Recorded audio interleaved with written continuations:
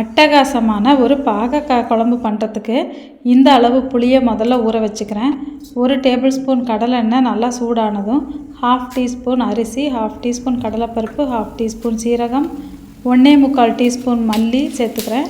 இதெல்லாம் கொஞ்சம் ஃப்ரை ஆனதுமே சின்ன வெங்காயம் கட் பண்ணினது ஒரு 15, ஒரு 5 பல் பூண்டும் சேர்த்துக்கலாம். 3 வரமிளகாய், கொஞ்சம் கறிவேப்பிலையும் சேர்த்துட்டு வெங்காயம் வதங்குற வரைக்கும் வதக்கிட்டு ஒரு தக்காளியை குட்டி குட்டியாக கட் பண்ணி இது கூடவே சேர்த்துக்கிறேன். தக்காளியும் வதங்கின உடனே ரொம்ப குறைவான தேங்காயை இது கூட சேர்த்துட்டு கொஞ்சம் ஆறுற வரைக்கும் வெயிட் பண்ணி மிக்ஸி ஜாருக்கு மாற்றி அரைச்சி வச்சுட்டு மறுபடியும் அதே கடாயை ஸ்டவ்வில் வச்சு 3 டேபிள் ஸ்பூன் நல்லெண்ணெய் சேர்த்துக்கிறேன்.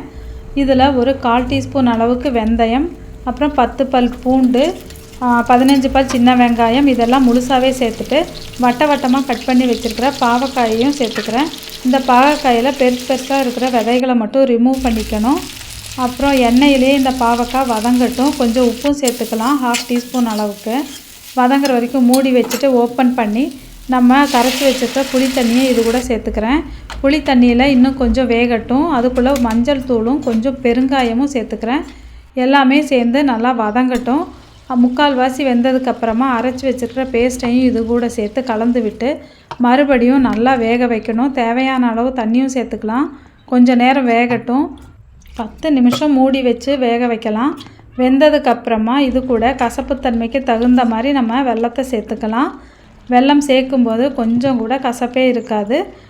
கடைசியாக எப்பவும் போல் கொத்தமல்லி இலைகளை தூவி விட்டு கலந்து விட்டுட்டா நமக்கு அருமையான டேஸ்ட்டில் ஒரு பாவக்காய் குழம்பு ரெடி.